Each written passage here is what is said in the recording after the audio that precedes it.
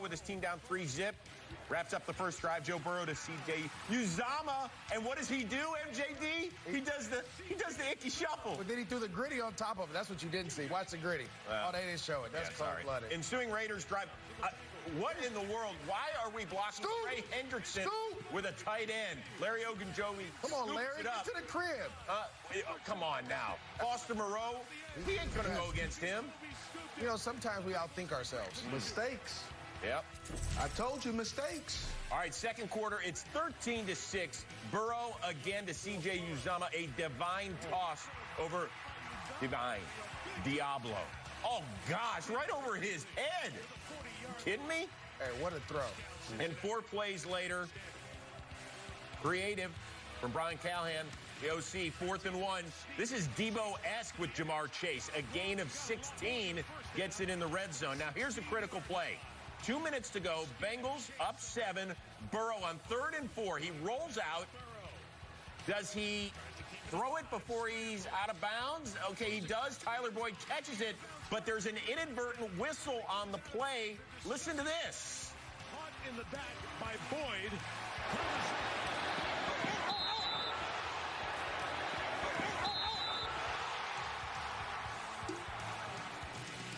VP of officiating, Walt Anderson, said the crew got together and said the whistle came after the catch. And so touchdown stood. Bengals are up 2 scores. Under a minute to go in the first half. Carr keeping it himself on 3rd and 10. Bengals also flagged for holding. Tack on another 5. And then 5 plays later, Steve Smith Sr., Derek Carr finds Zay Jones. This was huge. It was a huge catch by Zay Jones. Does a good job of keeping his eye on the ball, concentration. Again, high pointing the ball in the playoffs makes a difference. Fast forward to the third quarter. Bengals up 10 again. 3rd and 4 for the Raiders. Carr to Hunter Renfrow, who snags it. They call it a catch on the field. Raiders know it's close because Jesse Bates had knocked it out. So they get up there, try and quick snap it. No, Zach Taylor throws the challenge flag, and they reverse the call. Good call, MJD? Oh, great call here, okay? You got to be able to tuck it and go all the way down with the ball. I know he got 2 feet down, but as he's tucking it, the ball gets punched out.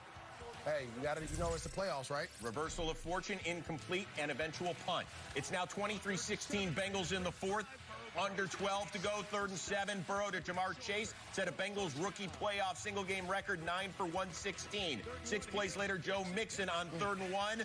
Stopped short by Jonathan Hankins. So what do the Bengals do? Do they go for it? No. They line up on 4th and 1, and they call a timeout. There's no reason to go for that. You kick the field goal, go up by 2 scores, game over. That's what they did. So the Raiders coming back, 3rd and 3. Carr looking for Darren Waller, but it's the headbanger's ball right off of the coconut of Sam Hubbard. He had him, Steve Smith Sr. You got to have that pass, but again, they understand who they're going to, throwing the underneath route. So you got the defensive players throwing whatever body limbs they can.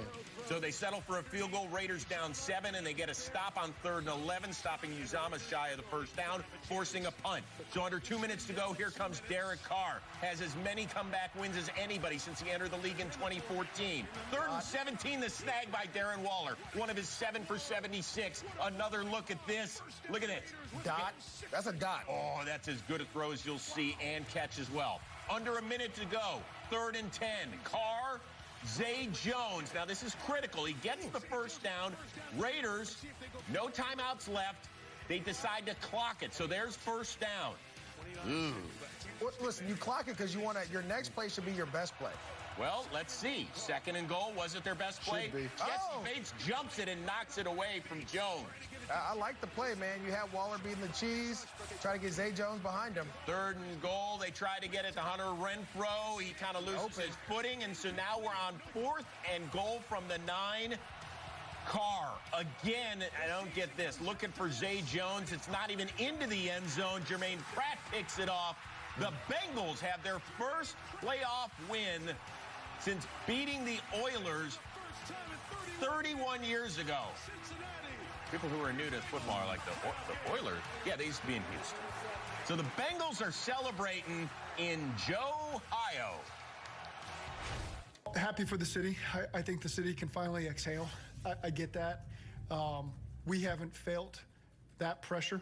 I'll be quite honest. Me, maybe more so than the players, because I'm out and about more in the offseason and talk to people who've been here a long time. But I don't think the players ever felt that. So I'm just really, really happy for the city of Cincinnati and that they get a chance to enjoy this and now just excel and enjoy the ride here, because we're not done yet. We knew it was going to be tough. You know, it's a really good team, really good defense. You know, tough, physical, and you know, we knew it was going to come down to the last drive in the fourth quarter. That's how most playoff games do come out, and you know, we've played in a lot of big games this year, and so that situation wasn't anything new to us. Like, everything is just frustrating right now. You know, I didn't expect it to go this way. I didn't feel like it was going to go this way all during the game at any point,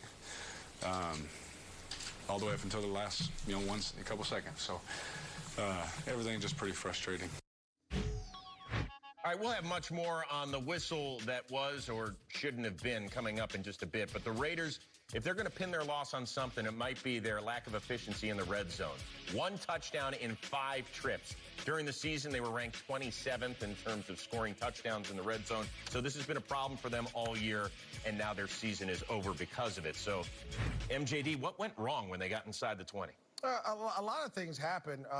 One, right, I think there's 3 or 4 categories, and Steve, correct me. One is turnovers that determine the victory, third down conversion, and then red zone conversion, scoring touchdowns in the red zone. Those are your top 3 categories in that mark. And number 4 is penalties, and that's what I want to talk about.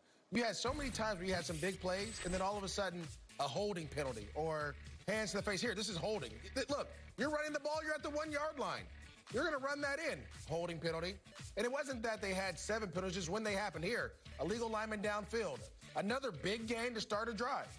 Penalty sets you back. And so it's easy to be in first or second and 5, second and 8. First and 20, first and 15, those are tough to overcome. And so the penalties, even though there wasn't many, the penalties are a big issue in the red zone. Steve, what went wrong for the silver and black here, man? Man, I agree with MJD, the penalties, but I also would apply another P word that goes with the playoffs, pressure. When you have this